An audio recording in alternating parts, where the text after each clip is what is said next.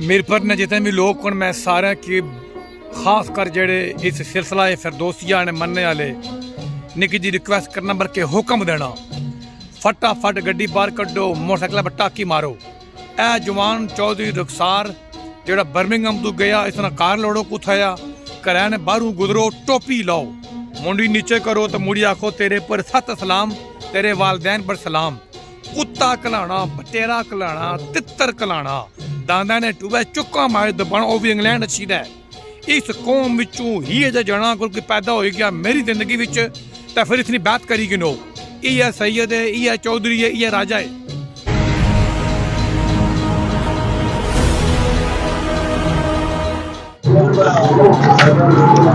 Sir सुनो ना सुनो सुनो हाँ 2002 का फैसला सर सुनो ना मेरी भी सुनो ना मेरी भरा सुनो ना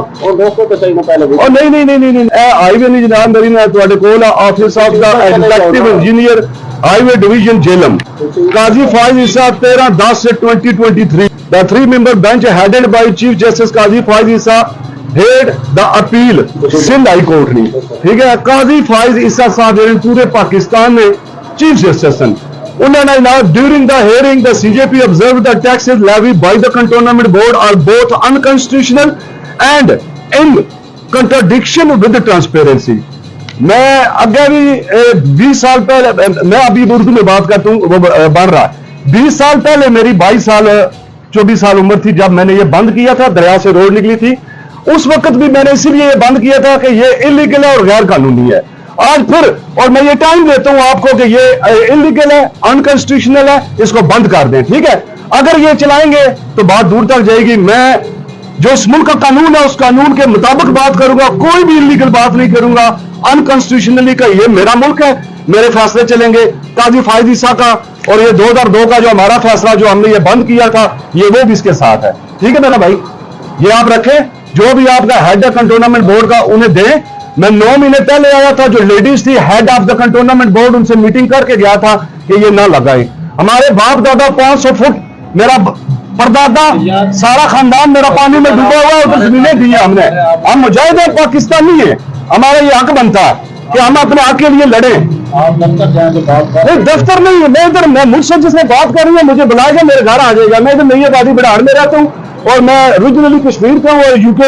इस वक्त मैं बर्मिंघम में रह रहा हूँ। मैं ये टोल लाइन मानता हूँ मैंने इज्जत से 9 महीने पहले बता के गया हूँ कि ये इलीगल है। अभी काजी फाइज ईसा साहब का भी जो है इस पे फैसला आया हुआ मान ही नहीं रहा कोई फैसले क्यों नहीं मार रहे आप। मुल्क का ये कानून है इस कानून या काजी फाइज ईसा साहब या छोड़ दें अदालतें बंद कर दें घर बैठे जाकर लूडो खेलें। क्या मकसद है ये टोल लगाने का। बैरियर जब भी मैं 4 हफ्ते पहले आया था मैंने आपके लड़के को समझाया था कि मैं 20 साल से ये टोल नहीं दे रहा इलीगल है नहीं देता। मैं किसी की गुलामी कभी नहीं कबूल करूंगा। ला इलाहा इल्लल्लाह और मोहम्मद रसूलुल्लाह कलमा पड़ा हुआ जो हक होगा उस हक के लिए मैं लड़ूंगा। इधर भी लड़ूंगा कश्मीर की जंग यूके में लड़ रहा हूं कभी सर नहीं झुकाऊंगा लड़ूंगा। अब यही गैर कानूनी नहीं दूंगा इंशाल्लाह। मैं आपका भाई था उसे बता के गया हूं कि मैं 20-22 साल से नहीं दे रहा। मुझे तंग मत करो मुझे अगर तंग करोगे आपकी जगह बैठा हुआ था उसने मुझे तंग किया मैं गाड़ी रिवर्स ले गई पीछे मैंने उसे बताया था कि मैं टोल नहीं देना चाहता ना लो। तो ये आप जो आपका कंटोनमेंट बोर्ड ने बता दें जो भी आए जिस वक्त आए उसे दे दें। टोल इलीगल है गैर कानूनी है और ये हाईवे ने अभी ड्यूल कैरेज में ये बनाया है और हाईवे आर्टिकल 163 वो कहता है कि आप जो है ना प्रोवेंशियल गवर्नमेंट जो है ना ये वरियान ट्रांसपोर्ट जितनी नजर आ रही है ये मेरी है मैंने ये बंद किया था पहले तो मैं ये जो ना हाथ डाउन भाव बंद नहीं कर सकता। अल्लाह हाफिज। गैर कानूनी टोल है मेरे भैया ये इसकी कोई लीगल वैल्यू नहीं है। काजी फाइज ईसा ने फैसला दे दिया उस पर लुडो रखी हुई है इस दुनिया में किसी बंदे को सही कोने किन्ने जगह टिकटॉक फेसबुक यूट्यूब दुनिया पर 101 मालूमाती इल्मी किताब इल्मी वीडियो है और ये सारा खिता मेरे पर पहला जिसा जने लुडो खेलने हालांकि लुडो जने वो खेलने सन जिन्होंने को मन्या सन बकरियां सन दिहाड़ी जाओ मन्या लाओ बेले बैठे हुए सन ना टीवी ना कुछ ना कख। लेकिन इस खिता है बदनसीब वायद है जिथे अजा जी मां इंग्लैंड तू जाइदा कुत्ते कलाना मेरा अपना सक्का भरा उस बंदे बया बोली कुत्ता पाकिस्तान बंदे फैजपुर शरीफ इतना मजदूरी करना यानी कि कुछ आया सी ईसा का गधा अगर मक्का चला जाए तो फिर भी वो गधा ही रहता है। असा इतना इंग्लैंड आए हैं दुनिया ने फर्स्ट कंट्री में होना यह चाहना सी पहला अरबिया ने कुत्ते नवाला 100 साल फिर इतना अच्छा रखल शहर एकदम आई गया गोरे असा परेशान किया अंदरू असा उवे जिहा कुत्ता खलाने वाले खेने तो पौंडा बिचों लिहाजा इस कौम विचों चौधरी रुखसार जैसा मर्द पैदा होना वाकयातन टोल प्लाजा तमाम ड्राइवर तमाम चौधरी तमाम PTI नून काफ PPL दगड़ दले मेरे समेत इतना देन लगे मैं 30 रुपये कोई जना नहीं बोली रहा आराम दा दियो कि टोल टैक्स ये नहीं कि दीने तू मीर पर अपने कार जो है ना टैक्स जंगल विच भी कोनी हाँ घरू बाहर टैक्स होना या कार जाने ना टैक्स सिर्फ मीर पर याद ही रहा और वो भी पिछले 60 साल तो और वोट देना वह लाशों की